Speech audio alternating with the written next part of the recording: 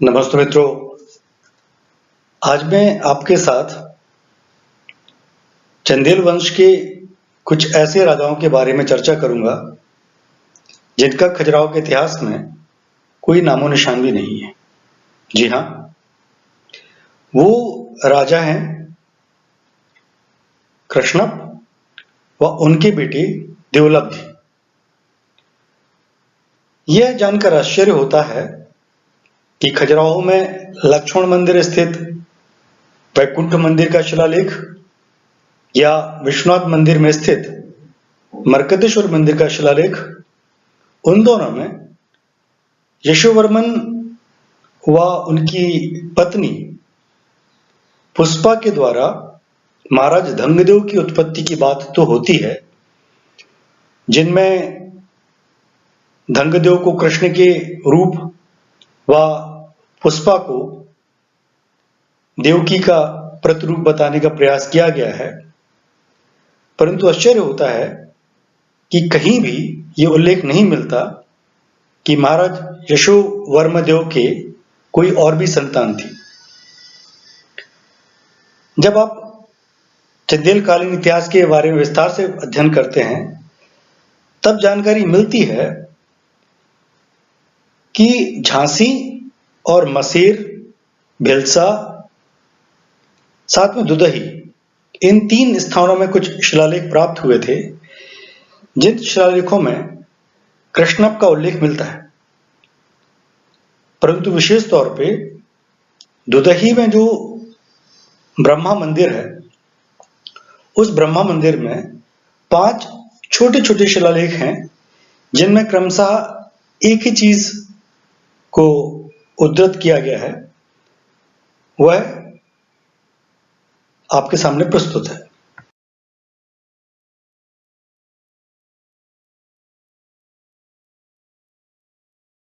इन शिलालेखों के अनुसार महाराज यशोवर्मदेव के सुत कृष्णप व मातृ ऐश्वर्य की उदर से देवलब्धि का जन्म हुआ, जिनकी कीर्ति सभी ओर फैली हुई है।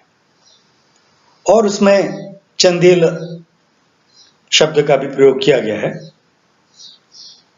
तो यह तो निश्चित होता है कि यशोवर्म के एक पुत्र और भी थे, जिनका नाम कृष्णप था। जी हाँ, यह भी एक आश्चर्य की बात है कि हमको अन्य किसी शिलालेख में यह जानकारी प्राप्त नहीं होती कि यशोवर्मन का कोई दूसरा विवाह हुआ हो और उनकी संतति कृष्णप रहे हों। साथ ही ऐसा भी उदाहरण नहीं मिलता जिसमें यह जानकारी मिलती हो कि पुष्पा के कोई और भी पुत्र थे, क्योंकि आमतौर पे अन्य जो शिलालेख हैं उनमें भी पुष्पा के एक ही पुत्र धंगदेव का वर्णन किया गया है। तो बहुत संभव है महाराज कृष्ण संभवतः पुष्पा महारानी के पुत्र ना रहे हों, वरना उनका उल्लेख महाराज धंग के साथ जरूर मिलता। जैसा कि लक्ष्मण मंदिर और अन्य शिलालेखों में जय शक्ति, विजय शक्ति या जेजा या विजय की बात खजुराहो शिलालेखों में या अन्य शिलालेखों में देखने मिलती है। तो संभवतः अगर यशोवर्मन के पुष्पा देवी के माध्यम से अगर धंगदेव के साथ कृष्ण पुत्र पैदा होते, तो इनका वर्णन भी जरूर शिलालेख में देखने मिलता। पर मित्रों, अगर इनके बारे में कहा जाए, कृष्णप और देवलब्धि के बारे में, तो कुछ जानकारी प्राप्त होती है अन्य शिलालेखों में। जैसा मैंने आपसे कहा था, महाराज कृष्णप का उल्लेख मशेर में प्राप्त शिलालेख में मिलता है। चालुक्य वंश के नरसिंह देव ने चेदी नरेश की पत्नियों को महाराज कृष्णराज के नेतृत्व में विधवा कर दिया था, इस तरह का उल्लेख उस शिलालेख में मिलता है। इसी तरह अन्य शिलालेख में उल्लेख मिलता है कि कौंडिन्य वाचस्पति ने चेदी नरेश को हराया व उसके सबर मुख्य सिंह का वध कर दिया।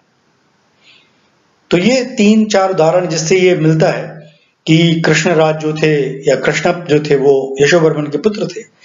एक और बड़े मजे का तथ्य जो प्राप्त होता हुआ यह है कि धंगदेव ने भिलसा से भी कुछ दानपत्र, ताम्रपत्र प्रचारित किए थे, उनकी प्रशस्ति वहां दी गई थी, जिनमें यह अंदाज लगाया जा सकता है कि भिलसा क्षेत्र जो है वो संभवतः कृष्णप के पास रहा हो।